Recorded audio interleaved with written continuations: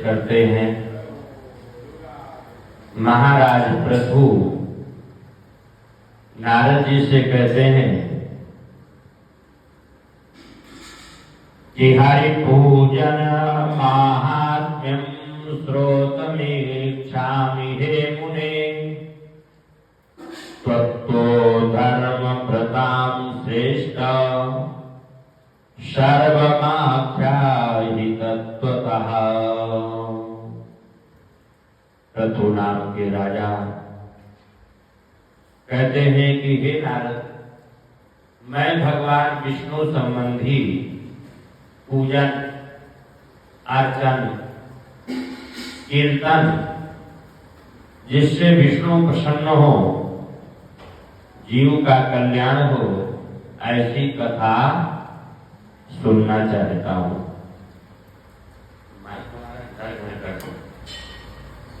आवाज आ रही तो राजा धर्मात्मा सुबाहु सोमवंशयः। कहते हैं रम्य कलिंद पर्वत में दीर्घपुर नाम का एक ग्राम था। उसमें सूर्यवंशी एक धर्मात्मा जिनका नाम था सुबाहु। सुबाहु नाम के राजा वहां पर राज्य करते थे, जो बहुत ही विष्णु भक्त थे, प्रजापालक थे। उनके यहाँ एक धूम्रकेश नामक बालक का जन्म हुआ और वो बालक जैसे जैसे बढ़ता गया वैसे वैसे जो है उसकी बुद्धि भी भ्रष्ट होती चली गई। प्रभुता पाई का हिम्मत नहीं, वैसे भी राजा का लड़का था। धन संपत्ति की कोई कमी नहीं थी। शास्त्रों में कहा गया है कि जिसके पास प्रभुता आ जाती है उसको मद भी आ जाता है, अहंकार आ जाता है, वो कुछ भी कर देता है। ऐसे बहुत से लोग हैं जो प्रभुता पा करके और सात्विकता से अपना जीवन यापन करते हैं। बोलो वृंदावन बिहारी लाल की। सभी भक्तों से निवेदन है कि जब कथा हो तो घंटी न बजाया करें। भले ही पूजा कर रहे हैं लेकिन घंटी न बजाए, कथा में डिस्टर्ब हो जाता है। हाँ, तो इस प्रकार से नारद जी कहने लगे, धूम्रकेश नाम का जो लड़का था वो चोरी करने लगा, मद्य पीने लगा, व्यभिचार करने लगा। राजा ने जब उसका ऐसा हाल सुना तो उसको ताड़ना दी, प्रताड़ना दिया, डांटा, फटकारा, लेकिन वह अपनी आदत से बाज नहीं आया। एक दिन राजा का लड़का गेंद खेल रहा था, उसने गेंद उछाली और राजा की पत्नी जो है उस गेंद को लिया। विमाता उसके रूप से मोहित होकर के और उसको गेंद देने लगी। लज्जा भाव युक्त मीठे वचन से बोली, हे राजपुत्र ये गेंद लो। और राजपुत्र को बुला करके और माँ विमाता ने उसका आलिंगन किया। राजा ने उसका ऐसा कर्म देख करके उसे निकाल दिया, क्योंकि पुत्र था। आत्मा वही जायते पुत्रः, आत्मा के स्वरूप ही पुत्र होता है, इसलिए वध के योग्य नहीं था, उसको मारा नहीं। तो वध के योग्य था, उसको मारा नहीं और देश से निकाल दिया। वह इधर उधर भ्रमण करते करते करते करते वृंदावन में पहुंच गया। वृंदावन में रहने लगा। वृंदावन एक दिव्य वन है और रात में मथुरा बहुत पुराना शहर है, मथुरा में जाकर के चोरी करता। अयोध्या, मथुरा, माया, काशी, कांची, अवंतिका पुरी द्वारा होते जैव सब कहते मोक्षदायका। ये जो 7 पुरियां हैं ये विशेष अयोध्या, मथुरा, माया, माया माने हरिद्वार, काशी, कांचीपुरम, अवंतिका, उज्जैन, अवंतिका माने उज्जैन, पुरी द्वारा होते जैव द्वारिकापुरी, ये 7 पुरियां हैं। पुरी द्वारा होते जैव सब कहते मोक्षदायका। इनका शाम सुबह नाम लेने से जीव का कल्याण हो जाता है। और जो कोई यहाँ जाकर के दर्शन करता है उसका तुम्हारा कहना ही क्या। कांचीपुरम, कांचीपुरम, हाँ, ये तमिलनाडु में दक्षिण भारत में है। तो ये 7 पुरियां मोक्षदायिनी हैं। और मथुरा तो कार्तिक में विशेष, कार्तिक के महीने में अगर मथुरा में कोई जाकर के मथुरा के दर्शन करता है, वृंदावन के दर्शन कर लेता है, तो जीव को मनोवांछ फल की प्राप्ति होती है, जीव का कल्याण होता है। मथुरा, वृंदावन, राधा कुंड, कृष्ण कुंड, गोवर्धन, ये सब परम पवित्र, परम पुनीत भगवान की हमेशा निवास स्थली है। और यहाँ कार्तिक में दर्शन करना बड़ा पुण्य का कार्य। तो धूमकेश जो है मथुरा में चोरी करता था और मथुरा में एक वैश्या के यहाँ वह रहने लगा। इधर उधर चोरी करता था और रात मरे में ला करके उसको देता था। एक दिन मथुरा में वह दर्शन कर रहा था, मथुरा जाकर के वृंदावन में वो दर्शन कर रहा था। वहां एक सिंधु देश का रहने वाला ब्राह्मण जिसका नाम था सत्यव्रत, वह बड़ा बुद्धिमान, बड़ा विद्वान, विष्णु भक्त, ब्राह्मण भक्त आकर के वृंदावन में नित्यपति भगवान का पूजन करता, भगवान का कीर्तन अर्चन करता और इससे जो है वह अपना समय व्यतीत करता था। कार्तिक के महीने में एक दिन सत्यव्रत भगवान का पूजन कर रहा था और पूजन करके सत्यव्रत भगवान की स्तुति करने लगा। पूजन के बाद भगवान की स्तुति करते ना, प्रणाम करते कि महाराज कोई भूल चूक हो, कोई गलती हो तो हमें क्षमा करें। और स्तुति करने से देवता बड़े प्रसन्न होते हैं। तो स्तुति कर रहा था, इदं नमामीश्वरं सच्चिदानंद रूपम लसत्कुंडलं गोकुले भ्राजमानं यशोदाभियोलुखले धावमान परामृष्टमत्यन्तमाग्रह्य गोप्या रुदन्तं मुहुर्नेत्रयुग्मे मृजन्तं कराम्भोजयुग्मेन शशाङ्कनेत्रम् मोहश्वासकं पत्रिरेखाकण्ठस्थितं नौमि दामोदरं भक्तवन्द्यम् वरं देव देहि समोक्षावधिं वा न चान्यत् प्रणेयं परेशादपीहा इदं देव पुरनाथ गोपाल बालं सदा मे मनस्याभिदस्तां किमन्ये इदं ते मुखं भोजमद्यन्तनीलैर्व्रतं कुन्तरैस्निग्धभक्तैश्च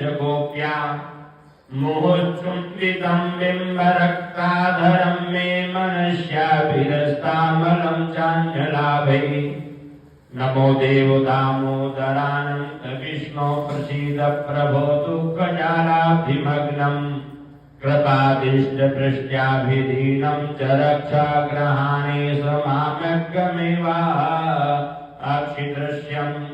इस प्रकार से भगवान की स्तुति कर रहा था। हे दामोदर, हे अनंत, आपको बार बार नमस्कार है। आप प्रसन्न हो, दुख रूपी समुद्र में डूबते हुए मुझ दीन का रक्षण करो। और इस प्रकार से भगवान की स्तुति कर रहा था।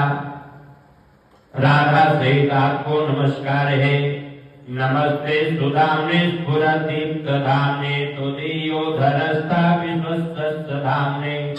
नमो राधिकायै त्वदीय प्रियायै। नमो नंदलीलाय देवाय तुभ्यं। नमो लीलाय, नमो नंदलीलाय देवाय तुभ्यं। इस प्रकार से भगवान को प्रणाम करके स्तुति कर रहा था। और स्तुति से भगवान तुरंत प्रसन्न हो गए। उसके हृदय में भगवान ने दर्शन दिया। राधा सहित उसके हृदय में विराजमान हुए, लेकिन क्षण भर के लिए, थोड़ी देर के लिए विराजमान हुए। इसके बाद बिजली के समान गायब हो गए।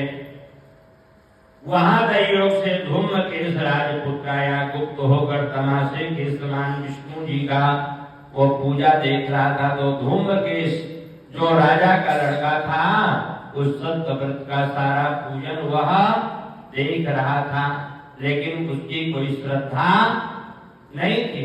वो तो इसको तमाशा समझ रहा था कि ये तमाशा हो रहा है। क्यों? न उसको कोई ज्ञान था, न कोई भक्ति थी, न कोई श्रद्धा थी, न वो जो है धर्म से कभी जुड़ा। तो तमाशा की तरह ये सारी कहानी देख रहा था। और वह रात को जब मथुरा में आया, तो उसी प्रकार, जिस प्रकार से वो सत्यव्रत ब्राह्मण ने भगवान विष्णु की पूजा किया, उसी प्रकार से वह मिट्टी की भगवान विष्णु की मूर्ति बनाई। और मूर्ति बना करके उसी प्रकार से रोली, चावल, पुष्प, पंचामृत आदि से उसको स्नान कराया, फूल माला आदि चढ़ाई।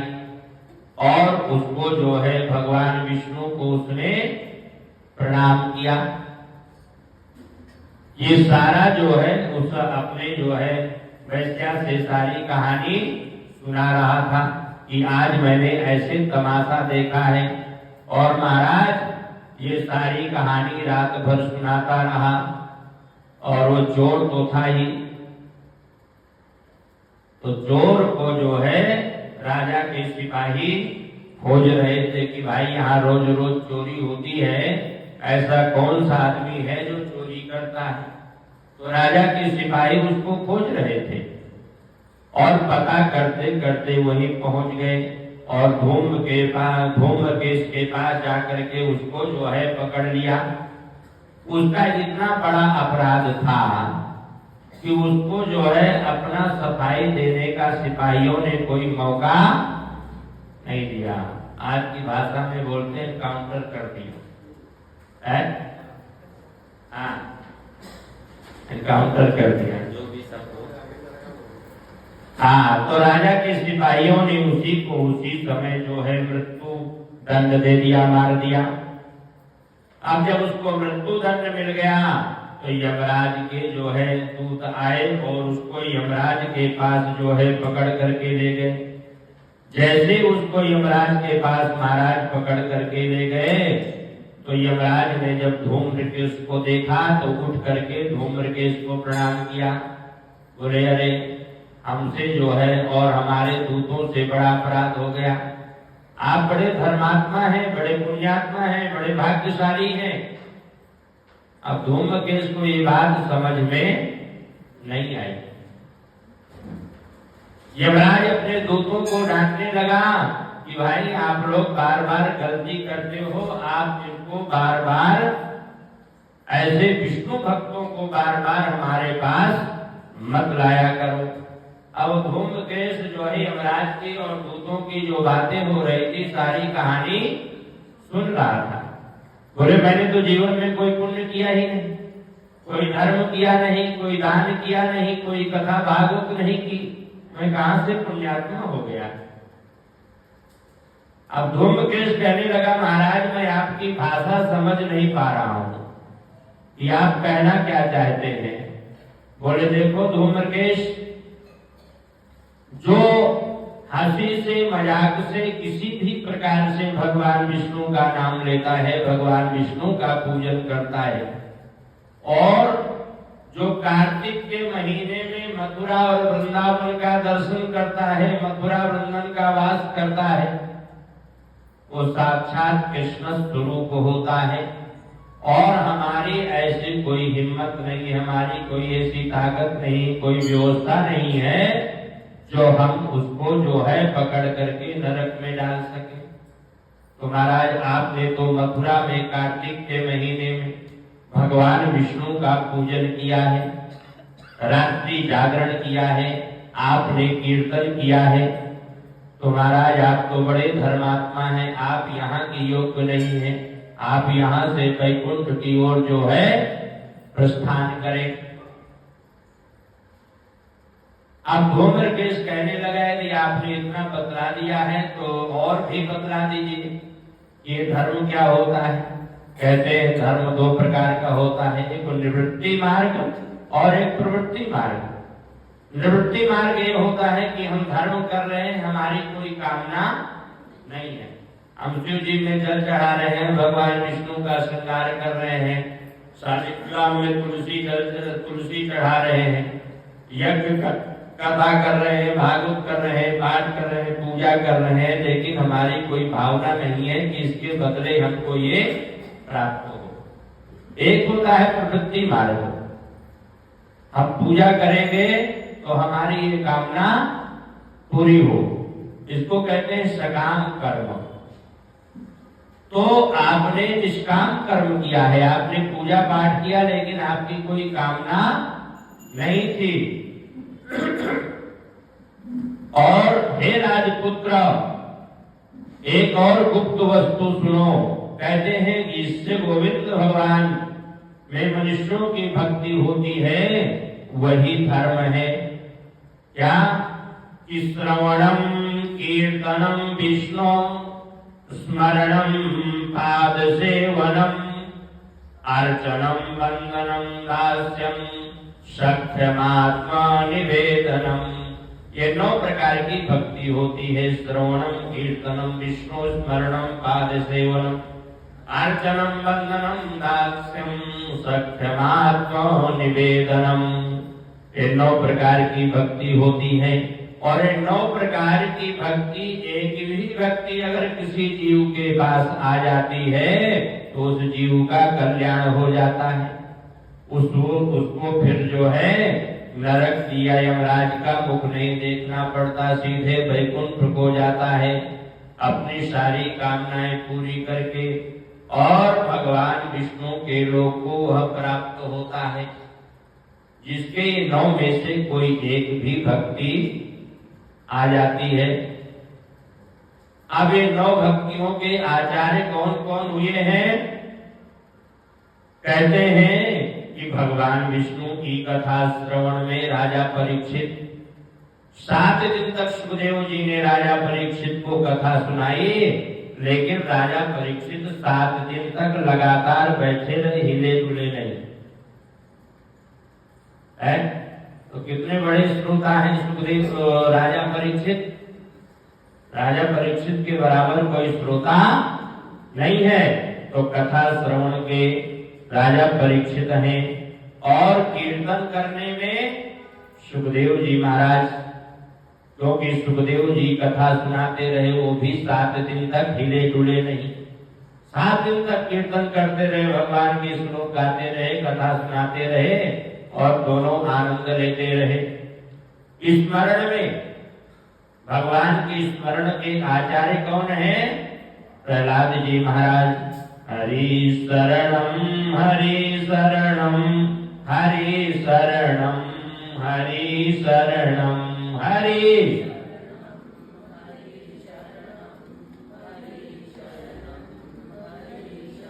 जब भी उनका पिता उनको दंड देता था तो केवल वह स्मरण करते थे, किसी से सहायता के लिए नहीं कहते थे। भगवान का स्मरण करने लगते थे और उस जीव का भगवान कल्याण करते थे, सहायता कर देते थे।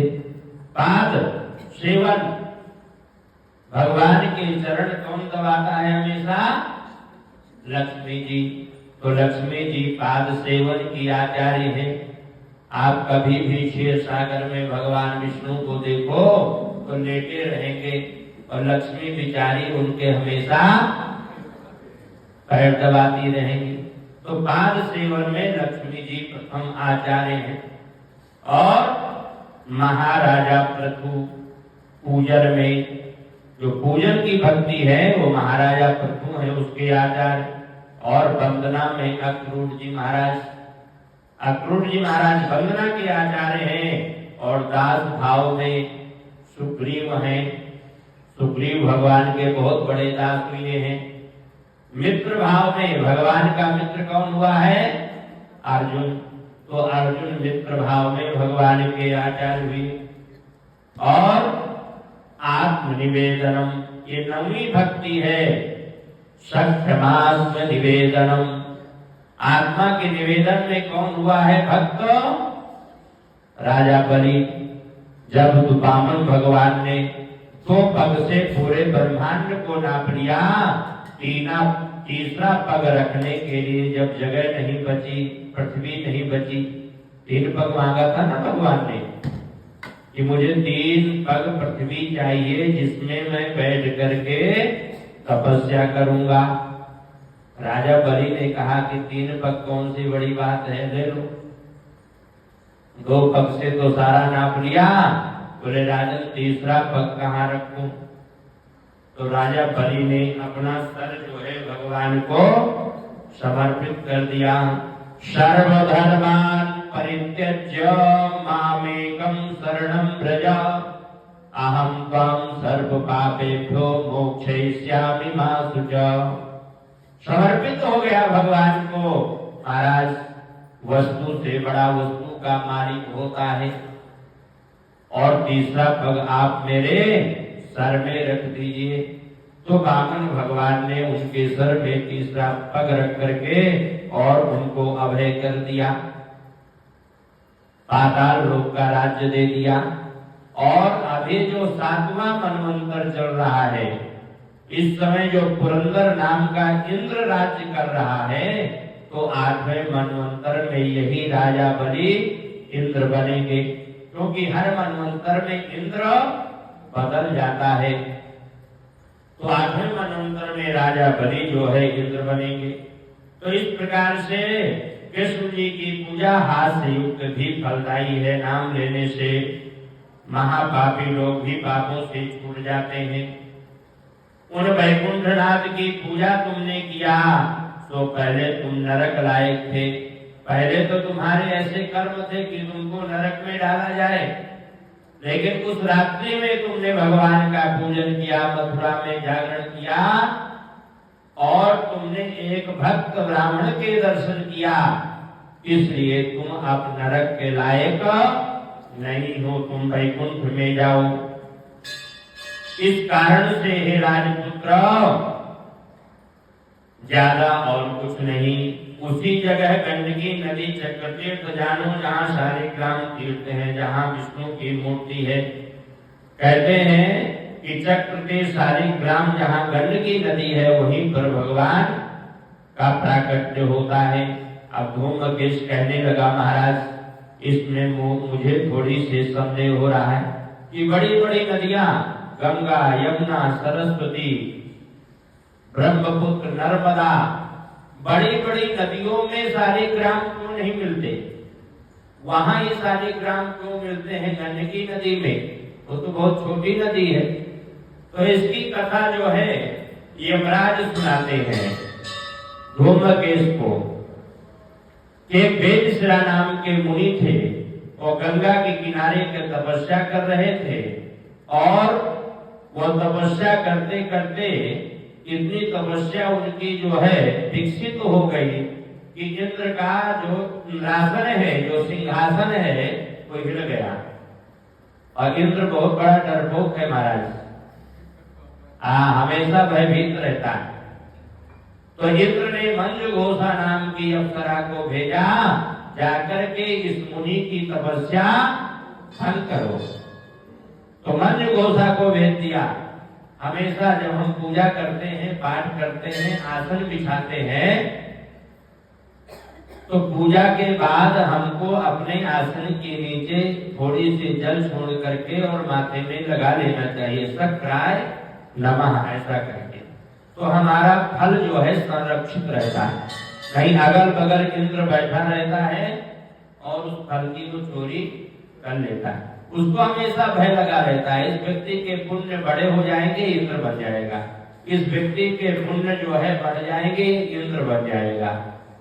वो हमेशा भयभीत रहता है। तो इंद्र ने मंज घोषा राम की अप्सरा को भेजा। वेद शिरा ऋषि जो है तपस्या कर रहे थे और आकर के उनकी तपस्या उसने भंग किया। वेद शिरा ऋषि को गुस्सा आ गया, क्रोध आ गया और उन्होंने श्राप दे दिया कि तुमने हमारे गले में जो बांह डाली है, इससे तुम जाकर के एक नदी हो जाओ, जलधारा बन जाओ। और मंज घोषा तो घबरा गई, बोले महाराज आपने तो मुझे जो है इतना बड़ा श्राप दे दिया, मैं श्राप के योग्य नहीं हूं। क्यों?